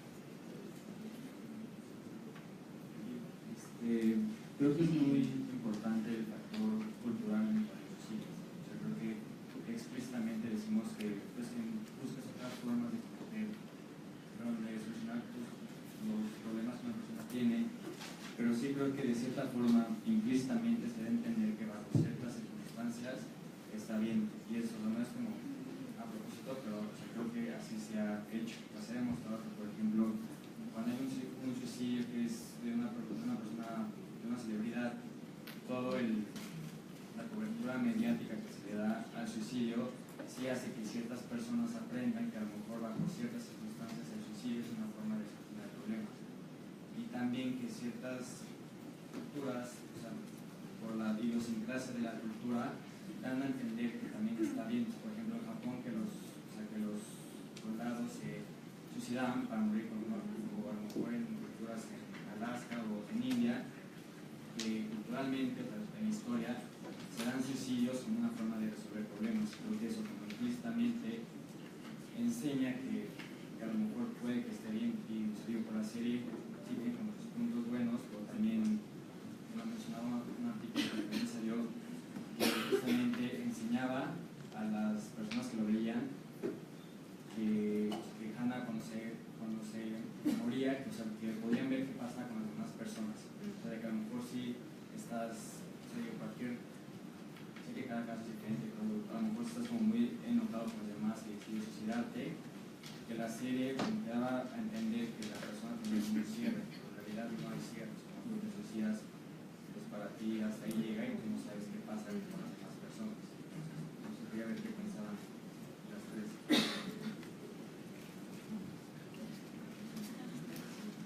Sí, yo estoy de acuerdo contigo. Creo que una de las cosas que a mí como que me dio un mal sabor de boca de la serie fue justo un final tan abierto, ¿no?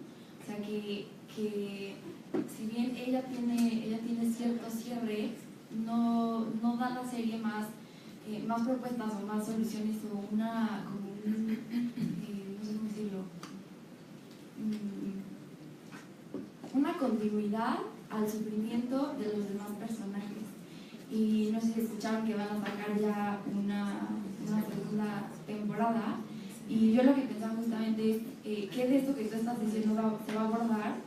¿O cuál es la intención, no? Si es nada más como difundirla como algo mediático, como que es un éxito en Netflix, o si realmente se van a preocupar por atar los cabos sueltos que dejaron, que para mí tienen que ver mucho con lo que tú dices.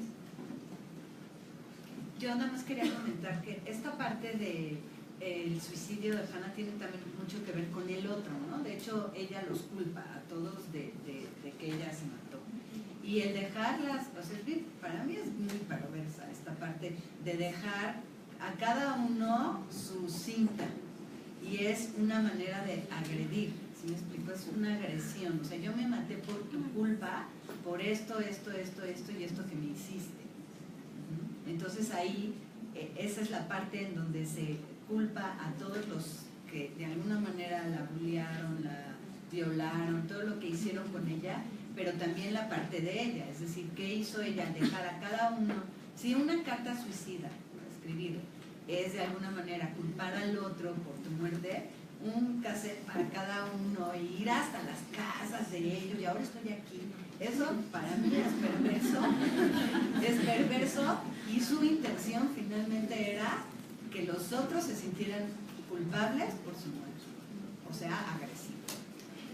Sí, que ahí la parte que señalas, Pavel, muy acertadamente, creo que tiene que ver con la responsabilidad que asumimos todos al complementar este producto mercantil publicitario, ¿no? Que se vende, o sea, este no es un producto orientado hacia la salud mental, es un producto orientado hacia el entretenimiento y a generar ventas y rating, ¿no? Entonces, hombre, con una buena intención y buscando de fondo la difusión del tema y ponerlo sobre la mesa, pero me parece que el asunto de la responsabilidad justo de buscar los factores protectores, ¿no? Y de adicionar a la experiencia de ver la serie, la reflexión y de ahí la promoción de la salud, tiene que ver principalmente con nosotros, los consumidores de la serie. Bueno, pues justo lo que yo iba a decir es un poco siguiendo la línea de lo que estoy diciendo Fátima.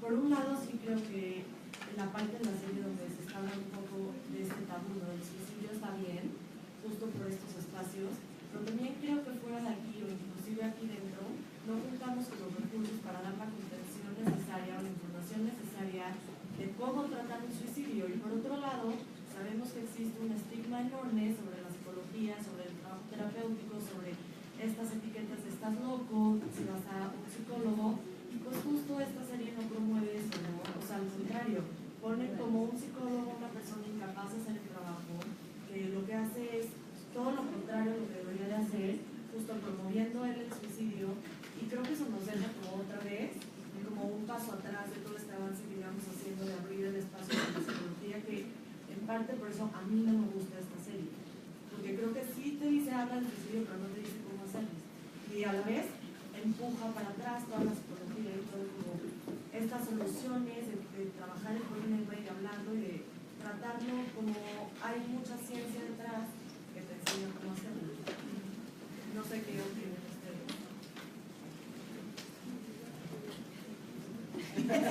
Estamos de acuerdo.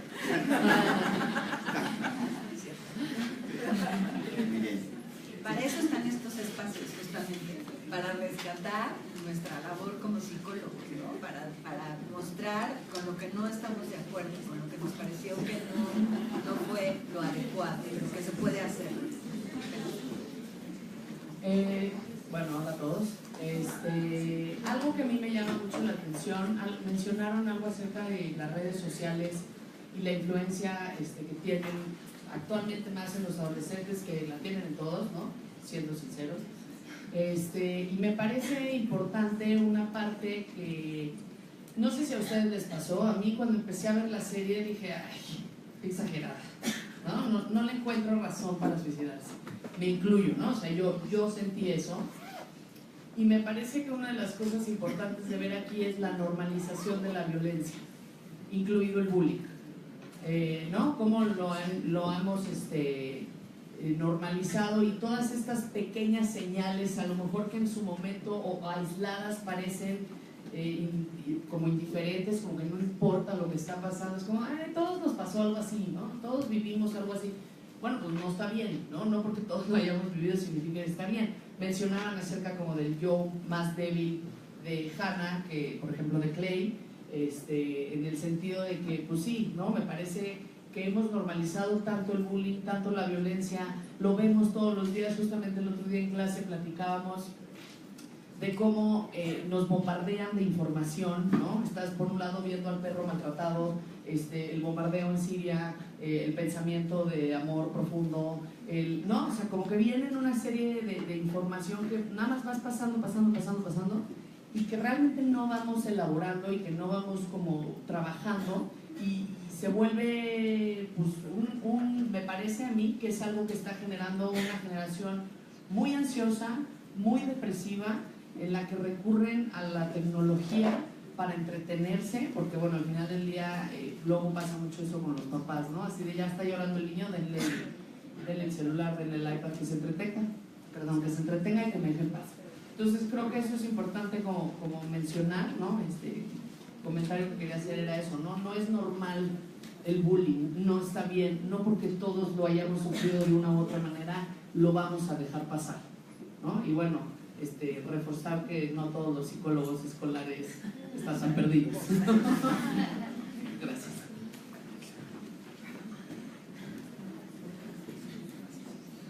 Muchas gracias.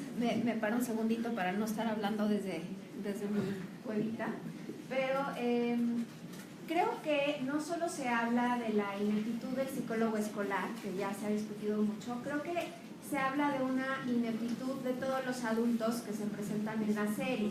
Entonces los maestros por negligentes o por tibios de no actuar cuando tienen que actuar, de no ver o no retomar las señales de riesgo que sí se ven, y los padres, ¿no? Los padres por no estar o tratar de acercarse de una manera que tal vez no fue la adecuada y no promover que sus hijos se acerquen a ellos. La comunicación de los hijos no se da en la adolescencia, sino que se promueve o solamente se da si se promueve desde que son chiquitos. Y bueno, también otra cosa que no se ha comentado que a mí me parece pues también una falta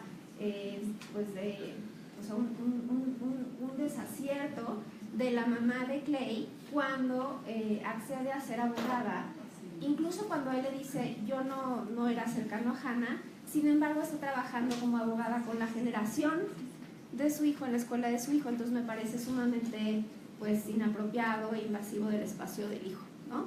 Y bueno, hablando de esta ineptitud del psicólogo, de los adultos en sí, creo que también esa es una de las cosas por las cuales la serie ha provocado tanto, porque creo que el mayor miedo de un papá es que se nos suicide un hijo. Creo que es lo peor. Yo no me puedo imaginar una cosa peor que un hijo mío se suicide. Y como psicólogo también creo que lo peor que nos podemos imaginar es que se nos suicide un paciente, ¿no? Entonces creo que también es algo de lo cual pues por eso hay tanta gente tan alarmada y incluso he visto gente enojada con la serie, y bueno, creo que la serie como cuestión artística, literaria, o luego al pasarla a la escena cumple con su propósito, que es provocar sentimientos y provocar debate y provocar sensaciones. Creo que cumple con ese propósito, pero creo que alarma y enoja justamente por este miedo que nos provoca. Gracias. Lo pasa para allá, para atrás. Mientras pasa el micrófono para atrás, voy a leer unas participaciones que tenemos aquí. Una es de Miriam de Luna, dice, ya por ahí dejaron entrever algo.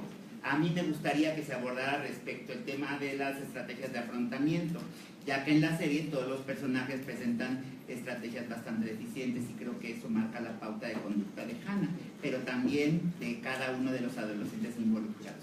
Y hablando de prevención, ofrecer a los adolescentes estrategias eficientes de afrontamiento puede ayudar a prevenir situaciones de riesgo. En el mismo sentido, Maf Velarde dice, ¿cómo educas a padres, maestros, etcétera, para que aprendan a abordar esta clase de temas como el suicidio? ¿Qué clase de medidas deberían tomarse en un país experto en evitar esta clase de confrontaciones? Okay. Bueno, pues un poco poco para puntualizar y clarificar el tema de las estrategias de afrontamiento, se ha demostrado a través de diferentes investigaciones y la literatura apunta hacia la misma dirección, que favorecer el diálogo interno y el diálogo con nosotros en los adolescentes es el factor de mayor protección, ¿no? Entonces tendríamos que enseñar a los adolescentes a hacer tres cosas: a saber pensar, a pensarse a ellos mismos, a cuestionarse, a poner en tela de juicio sus decisiones, sus condiciones, su situación, y para eso sirve ver estas situaciones provocadoras o manifestaciones artísticas de otra índole, o exponerlos a la reflexión cotidiana. También saber pensar, saber sentir, ¿no? Saber reconocer los estados afectivos y poder verbalizarlos. Y finalmente saber actuar, saber tomar decisiones, tener un repertorio de alternativas eficientes para la actuación, que el adolescente no se sienta en un callejón sin salida, que ante una problemática pueda haber pensado, y para eso haberse apoyado en un adulto profesional o familiar o cercano, para imaginar qué podría hacer en esta situación. Y entonces, al verme frente a ese estímulo, poder de una serie de alternativas tomar la que sea más pertinente en ese momento y no sentirse acorralado y solamente reaccionar sin mediar con la reflexión y con el análisis, ¿no? Esos serían los factores de protección que tendríamos que estar favoreciendo en los adolescentes de manera constante para prevenir esta y otras situaciones de riesgo en la adolescencia. ¿No? Por favor. Hola. Sí, hola, hola. Hola, bueno, yo soy Ricardo y yo soy un psicólogo de preparatoria. Me gusta hacer la diferencia entre psicólogo y orientador, porque sí son significativas estas diferenciaciones y ya sabemos por qué. Yo tengo muchas ideas al respecto de esta serie. Yo me quiero vincular a la visión que le dio Fátima a su posesión de la normalización de la violencia, porque creo que a partir de ahí es donde estamos viviendo, más allá de la serie, la vida real. Nosotros vivimos bajo la normalización de la violencia todos los días. Cuando tú trabajas con adolescentes todos los días, descubres que esta normalización de la violencia es parte de su modus vivendi y que esa es la ley. Todos los días tú te levantas y te vas a confrontar con el mundo a partir de la violencia del otro, y a veces consciente o inconscientemente a partir de la violencia que le generas al otro. Y esto es un tema muy delicado, muy difícil de abordar. A mí me preocupa la serie desde la visión del espectador, o sea, cómo nosotros observamos la experiencia de ver la serie. O sea, ¿qué me he topado? Yo me he topado con niñas y niños de sexto de primaria que ya se chutaron la serie, que ya la vivieron, que ya se echaron la escena final con el suicidio súper grueso, y al preguntarles como adulto responsable, oye, ¿qué te hizo sentir? ¿Qué opinas de esta situación? A un niño de sexto de primaria, y que te digan, ¿sabes qué? Pues ya estuvo fuerte. Creo que al final la serie provoca la normalización de la violencia de la cual está hablando y de la cual está haciendo un señalamiento. Creo que paradójicamente hablando, la existencia de la serie es una normalización de la violencia. Siempre y cuando no se tenga la explicación del adulto, que realistamente nadie tiene al adulto responsable al lado, ni al orientador vocacional o al psicólogo o a la tía sabia, pues la verdad es que no. O sea, la gente está observando esto en la vida real como un espectáculo, como todo lo que pasa en Netflix. No perdamos el foco. O sea, no creo que sea una buena intención que Netflix de verdad y nos ponga un episodio extra en el que los actores comenten, pues sí, qué padre, pero no fueron grandes especialistas de la salud. Y el hecho de que te pongan un link abajo de, mira, y si tienes estos rollos, pues pícale ahí, te van a ayudar, pues tampoco creo que sea una verdadera propuesta de solución, ¿no? Porque a partir del suicidio, el suicidio tiene muchas lecturas. Sí, coincido con el punto de que es cultural, 100%, tiene una gran incidencia la cultura, pero creo que también la realidad tiene una gran incidencia. La gente no se suicida de a gratis. En consulta privada yo he visto cómo el suicidio aparece como un secreto a voces que al final termina haciéndose escuchar. Y la gente sabe de esto, pero es un tema que incomoda, entonces mejor no lo decimos porque nos duele, ¿no? Me preocupa regreso al punto de la experiencia de la serie. La experiencia de la serie, si de verdad estamos teniendo a niños que están viendo esta serie y que están normatilizando, pues ya, y acabó en que se suicida y se desangra. Ok, ¿y qué explicación? ¿Cómo lo viviste? Yo me uno al comentario de la inmediatez en la que estamos viviendo. No podemos abordar estos temas como espectáculo cuando lo estamos volviendo algo inmediato. Cuando después de ver esta serie cambio y ahora voy a ver otra serie porque pues estuvo buena y dicen que esta también está buena. No hay un proceso de elaboración, no hay un proceso de reconocimiento de factores. Me preocupa que me uno al comentario de que esta serie no está generando propuestas ni nada, o sea, está etiquetando a los especialistas en la salud. Nunca hicieron la referencia adecuada de que este señor no era un experto, que estaba haciendo lo mejor que podía, porque también humanamente hablando el señor estaba haciendo lo mejor que podía. Entonces creo que el empezar a etiquetar es normalizar la violencia, el empezar a señalar es normalizar la violencia. Mi comentario respecto de esto es que, pues qué grave, yo estoy de verdad espantado de pensar que un niño de primaria, con un chavito de secundaria, que todavía no tiene muy bien manejado estos temas, y tampoco uno de prepa, pues se está exponiendo a esto a partir de la expectación, o sea, soy espectador y está cool ver esta serie y ya, nada más. Y los papás, que uno que otro que esté interesado, que haya llegado a comentar el tema con su hijo, que quizás no lo haya hecho de la manera adecuada, ¿no? Simplemente, pues sí estuvo padre, qué fuerte, la escena, y hasta ahí, ¿no? Yo no más quería aportar eso y bueno, pues saber su opinión al respecto de esto.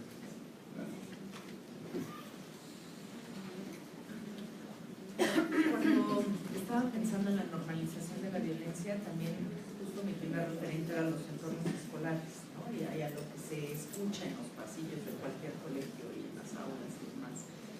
Pero inevitablemente pensé que también en esta ciudad y en este país hay diferentes niveles de violencia y que muy probablemente también el contexto social en el que nos encontramos valida esta normalización. Es decir, si yo me encuentro la cabeza de 4 personas colgadas en un puente cuando voy camino al colegio, pues ver cómo alguien se suicida en una serie de televisión no me parece tan grave, no es algo tan cercano que puedo tolerar. Es decir, tenemos que tener presente y justo hacia allá apuntar nuestro quehacer ético, profesional, responsable, que en las condiciones actuales en las que vivimos, la tolerancia adaptativa que hemos tenido que desarrollar a propósito de la violencia nos ha llevado a extremos en donde muchas cosas dejan de ser audibles. Es como si el amplificador se hubiera descompuesto y de repente, para no tener este sonido tan fuerte en los oídos todo el tiempo, hubiéramos tenido que bajar el volumen, pero lo bajamos de todos, ¿no? Entonces, sí, totalmente de acuerdo, Ricardo, y sumémosle esta otra variable en nuestras circunstancias. Tenemos una última pregunta. Hola, yo me quedé un poquito por el lado de la educación. Yo no soy psicóloga, soy pedagoga, pero me gustaría saber, como lo que ya comentaron hace ratito, si esta serie podría ser un material didáctico dentro de las aulas, o como ya comentaron, ciertas edades podrían tomarlo como un mensaje erróneo. Bueno, yo en lo personal yo no creo que sea un material didáctico para pasarlo en las aulas. Están expuestos los chicos, pero sí que haya espacios de reflexión para esto. Porque esto te podría generar muchos conflictos con los papás. A lo mejor hacer, no sé, talleres, que quien esté interesado, y que siempre después de la serie o de algún capítulo se hiciera un análisis de reflexión precisamente por todo lo que se ha comentado, porque es un tema tabú, porque se podría promover para la normatización de toda la violencia y hacerles consciente que no es así, qué piensan ellos, hacerlos reflexionar acerca de los personajes, qué situaciones podrían haber sido diferentes en cada uno. Yo creo que eso sería un buen espacio, es decir, como no nos vamos a callar, sí vamos a hablar de la serie, pero promoverla dentro de una escuela, por ejemplo, yo en lo personal no estoy muy de acuerdo con eso, ¿no? Como eso si ya ha generado tantas cosas, creo que generaría muchísimos conflictos en el nivel educativo, ¿no? Con los papás y con todo este tipo de cosas. Lo que sí creo que se podría generar es un espacio de reflexión a partir de la serie y de quienes hayan visto la serie, no de todos los chicos. O los otros se van a volver interesados por la serie. Y entonces habrá que... Ese tipo de cosas puede ser causante de que, en la escuela les están hablando de esta serie, están promoviendo. En ese aspecto yo veo el riesgo.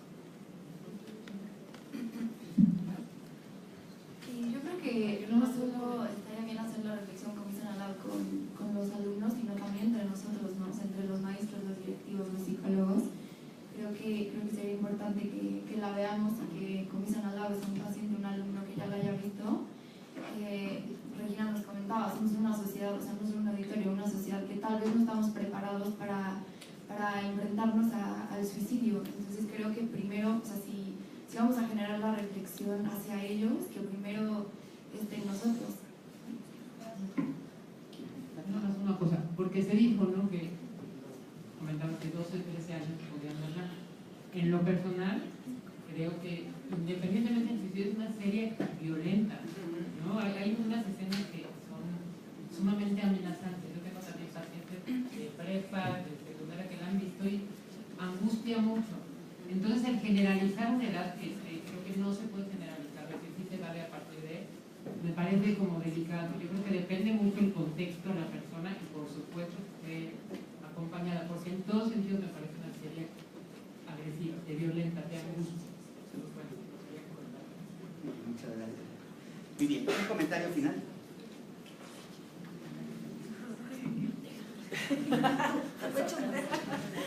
Pues a mí me gustaría poner énfasis en esta condición que pues, nos toca de primera mano a los asistentes al auditorio el día de hoy. Entiendo que no todos somos psicólogos, pero al ser una actividad que está promovida por la Sociedad de Egresados y por la Sociedad de Alumnos, pues un poco la intencionalidad pienso que tendría que ir hacia nuestro ejercicio profesional, desde cualquier ámbito. Si la ética es nuestro eje rector y el hacernos responsables de nuestro quehacer determina todos nuestros actos, es la mejor manera de ir en contra de estas visiones estereotipadas del psicólogo que se divulgan en los medios de comunicación. Yo invitaría a marcar la diferencia desde la propia trinchera, ¿no?, y desde el quehacer diario y personal, para que entonces estas malas actuaciones contrasten con la realidad que viven los jóvenes y ojalá hubiera jóvenes viendo esta serie que digan, no me acaso, eso no es un psicólogo, yo conozco psicólogos y sé lo que puede hacer un psicólogo por ayudar a alguien, ¿no? Entonces, pues trabajemos en esa dirección porque seguirán habiendo mensajes y tendencias de este tipo que únicamente desde el trabajo responsable pienso que se pueden contener. Bueno, retomando lo que dice Fátima, como cuál es nuestra responsabilidad como promotores de la salud y ver, no nada más desde el consultorio, ¿no?, sino desde qué otros ámbitos también podemos promover la salud y las opciones de recursos que pueden tener los adolescentes que se encuentran deprimidos, se sienten mal consigo mismos, cómo podemos hacerle nosotros para poderlos ayudar, y no nada más desde el consultorio, sino desde el punto de vista social. Muy bien, pues vamos a entregar un reconocimiento a nuestras ponentes.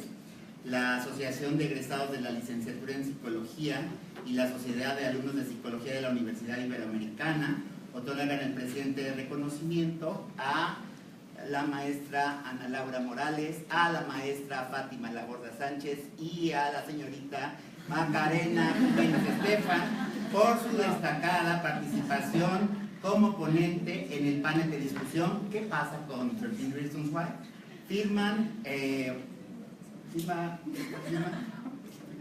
Firma por ausencia Ulises Herón, que en nombre de Dianey Alejandra Durán Castillo, presidente de la Sociedad de Psicología, y un servidor como presidente de la Asociación de Egresados de Psicología. Les esperamos en nuestras siguientes actividades. Los invitamos a unirse a nuestra página de Facebook. Muchísimas gracias por su participación.